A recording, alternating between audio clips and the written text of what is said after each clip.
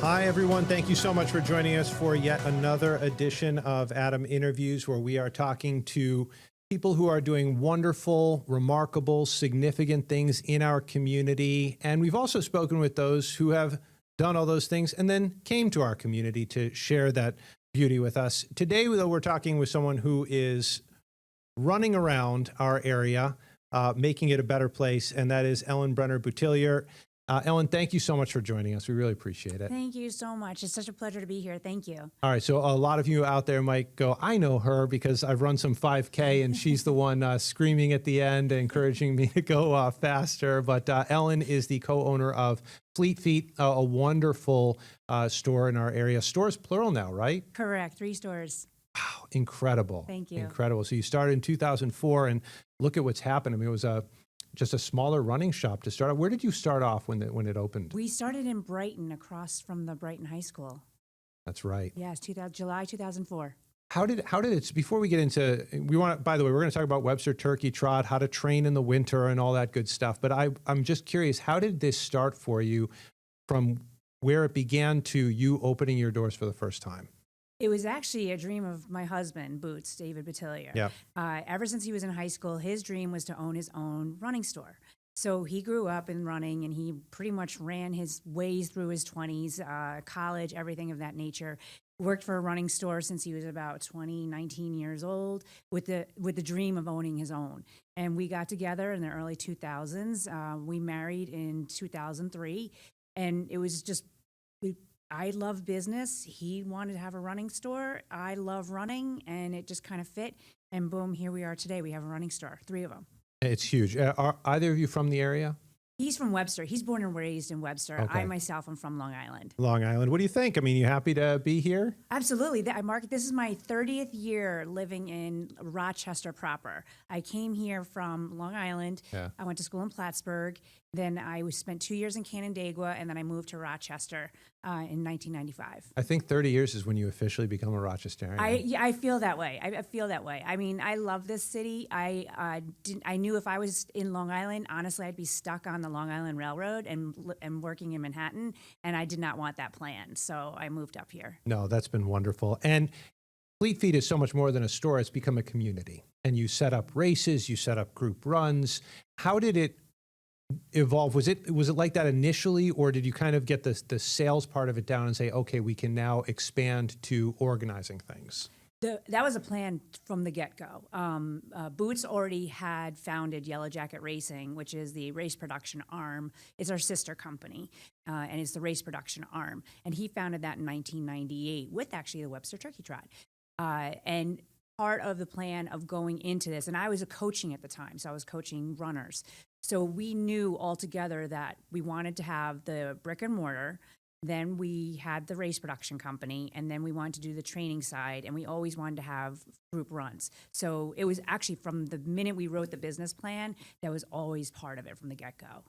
Because prior to your arrival, there were a few 5Ks in the area, and I think we always had the Rochester Marathon and whatnot, but you've added so many, how many races do you organize each year now? Currently, it's about 40. We used to have more. Prior to COVID, we were working and providing services for upwards of 150 to 200 events a year. And then one day we decided to sit down and we said, you know what, this isn't exactly the smartest thing to do.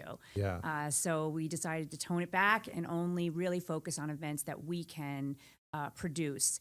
And I will admit, COVID did make some changes. It forced us to change as to what we do, what we wanted to produce. So now it's about 40 events. Good for you. And that doesn't really include any of the extra stuff we do for the runs through the store or pub runs or things of that nature. Unreal. So we're going to talk about one of those runs, the Webster Turkey Trot. It's been around as long as I can remember.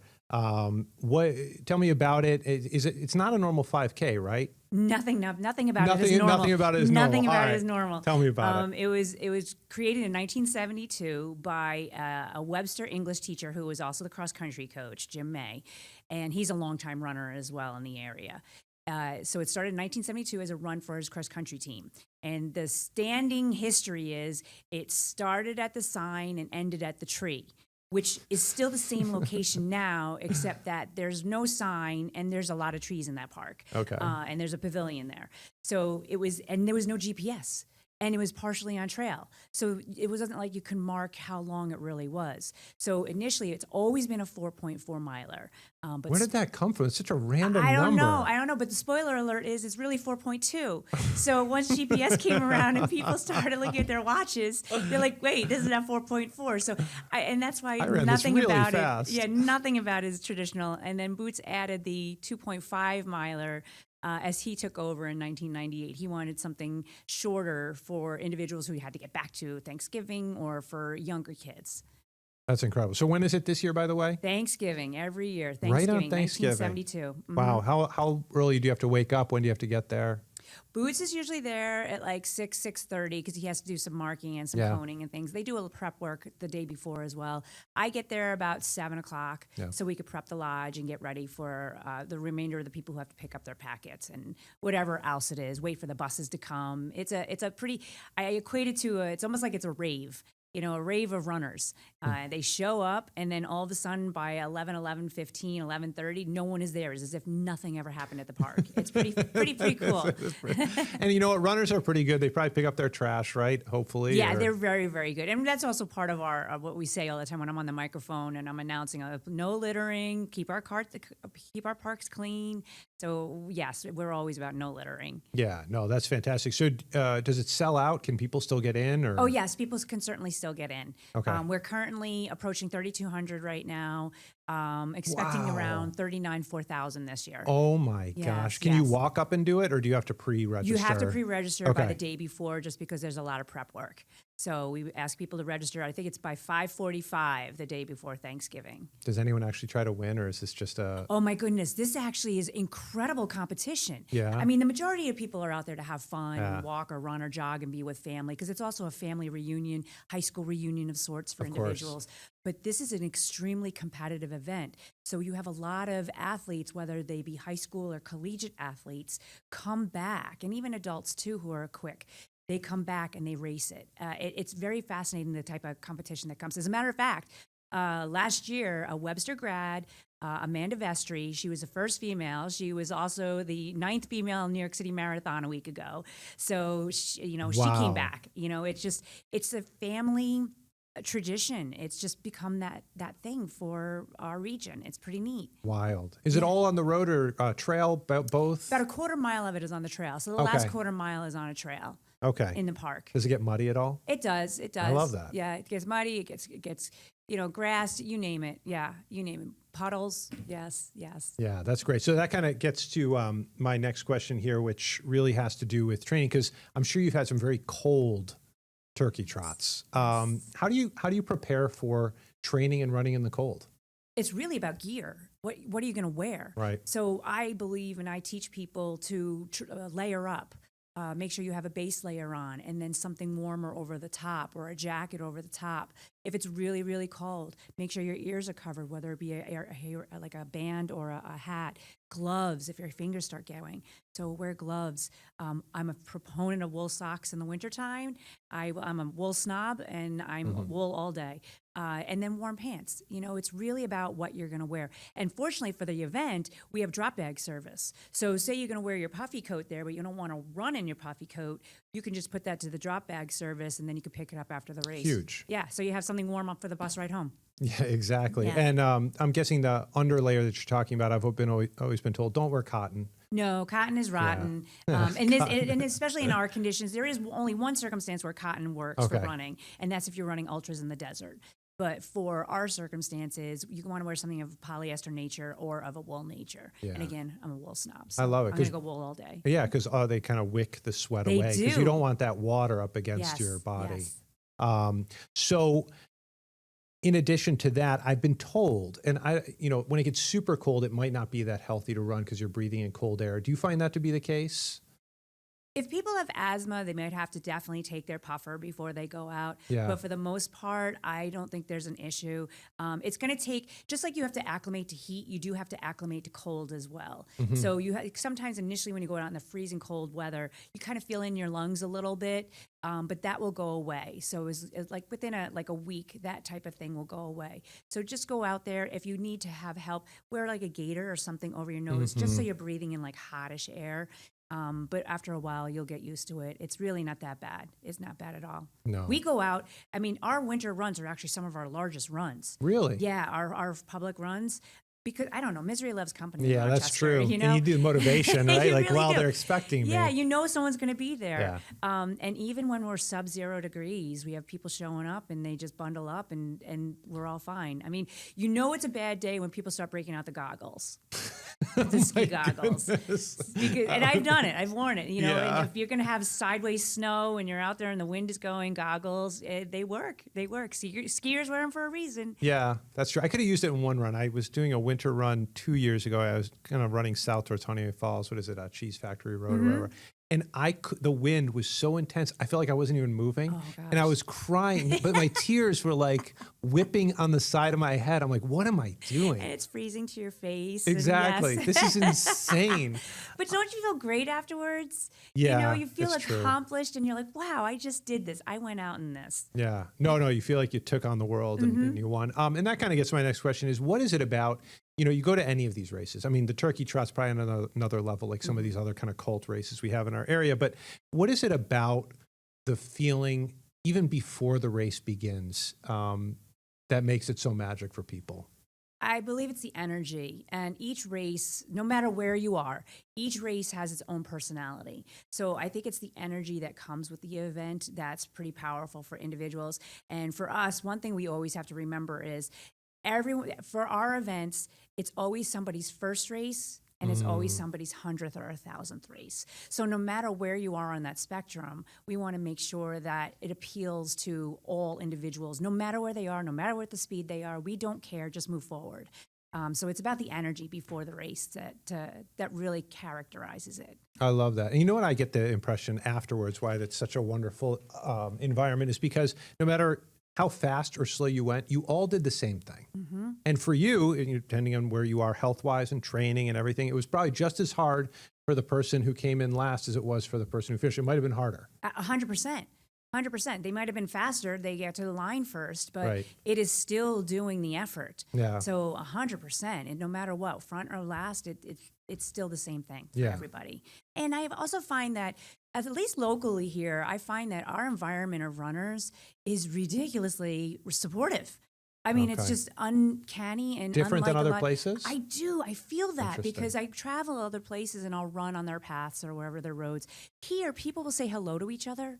And it's just common. Hi, you're running on a canal path or something, and you'll say hello. You don't know this person.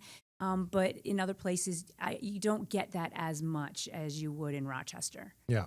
And listen, when it comes to Fleet Feet too, how special that is, and the same could be said about MedVed and some of the other stores. It's interesting. We've done the story about how the digital space has grown and mom and pop shops have suffered, and yet look at you. You've grown despite that trend. And I'll say it for you. It's because of the service you provide. In my mind, I mean, to be able to fit someone for the right sneaker to them, you can't just order online. And people, if you're doing it and you're trying to run, good luck to you, because Yes. as I'm going to have Ellen explain, you might be buying the exact wrong sneaker for you and it might hurt your training. Yeah, it's actually very fascinating. The online market, and it's really blown up since 2020 because that was the medium that people had to use with all the stores being closed. And, we get orders because we fulfill across the entire country for That's whatever it interesting. may be. Yeah. We fulfill across the country.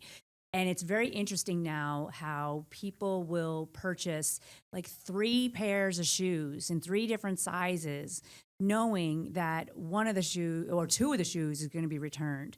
That's not even logical. I mean, it's so much effort to do that, to have to go back to the UPS or wherever you are. True. That's to a great return point. it. Never thought about and that. even honestly, from the sustainability angle of it, it is terrible for the sustainability. And then knowing that the shoes don't work. So the easiest thing to do is just go into the store, try it on, have the staff work with you, and get the best fit that way. It's gonna be way better than trying to figure it out yourself. Absolutely. And if you've read my bio, people always come up to me in my bio. I can always say, like, I know what shoe you should have by the way you walk, because I can tell whether you pronate, which is when you kind of dip in, or supinate, when you kind of dip out.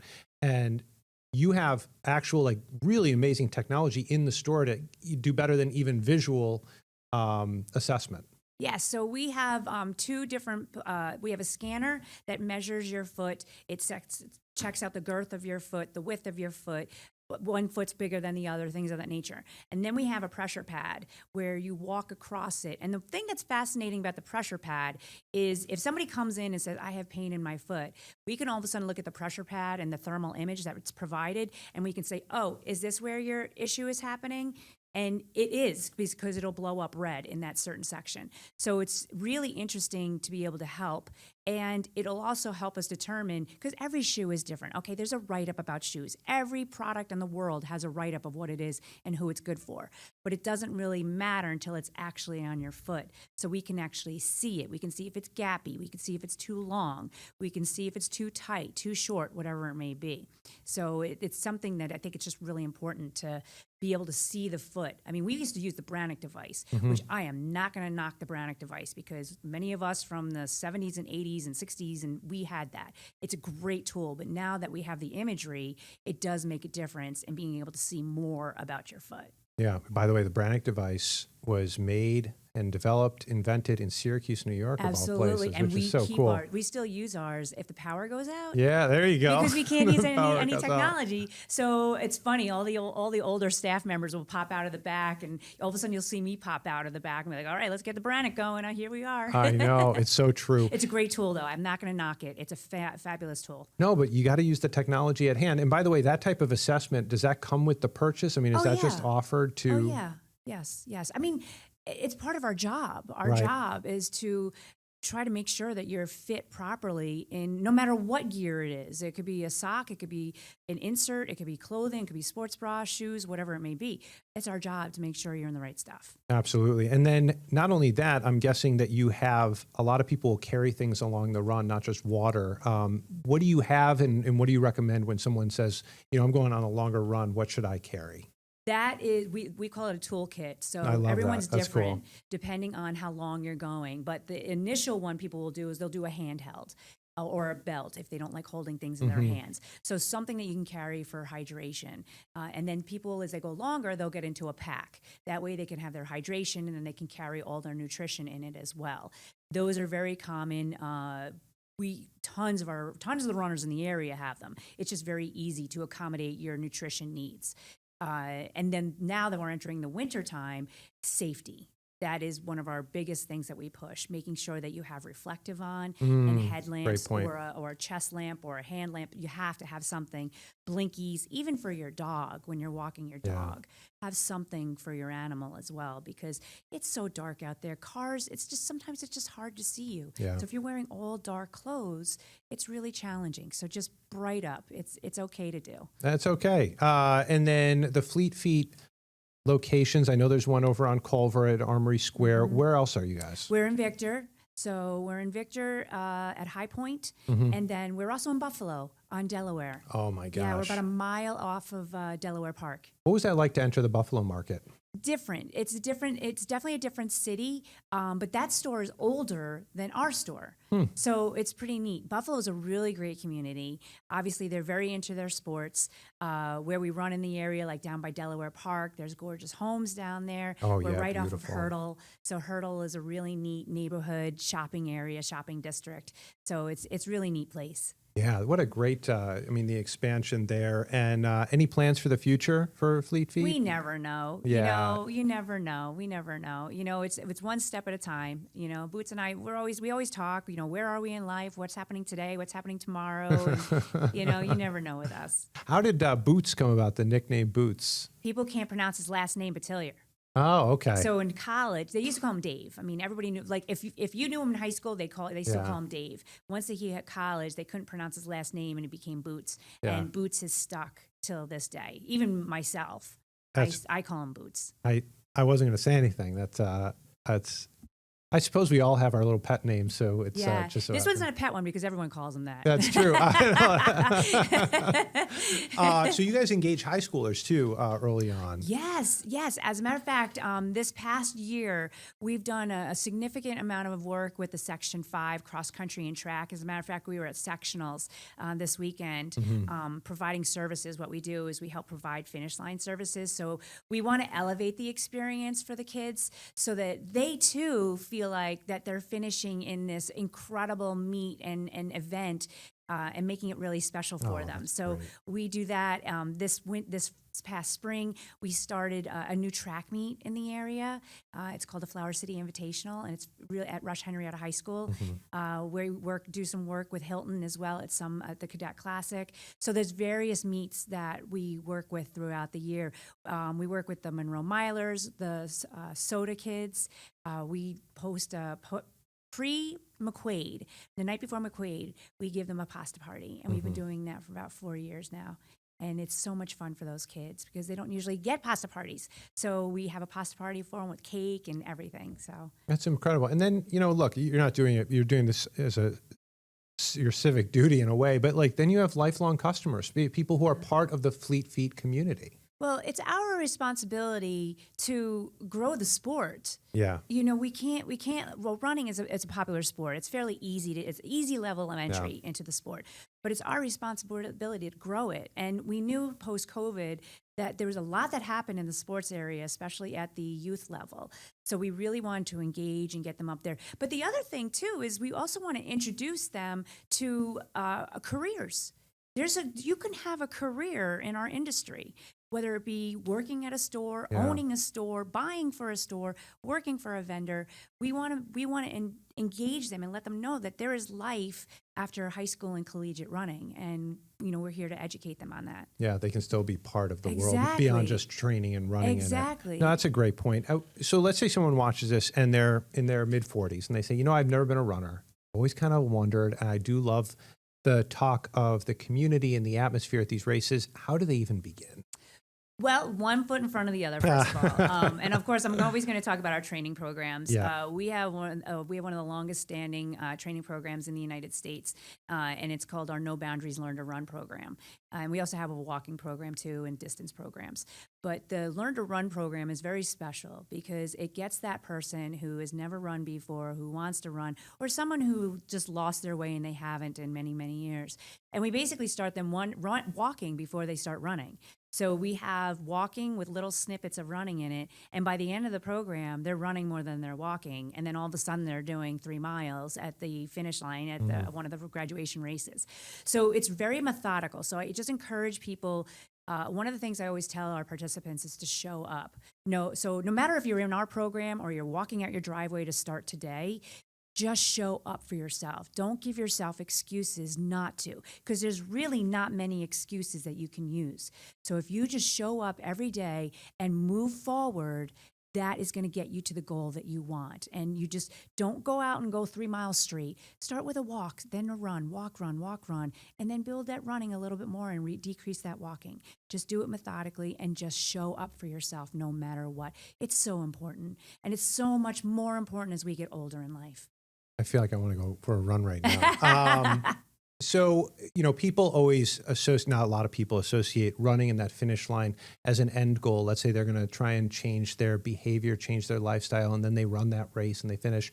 Do any moments stand out to you watching someone cross the finish line? Maybe it was someone that you knew or anything like that. Most every long distance event, whether it be our Sego 100 Trail Marathon or any of our half marathons, it is usually the final finisher.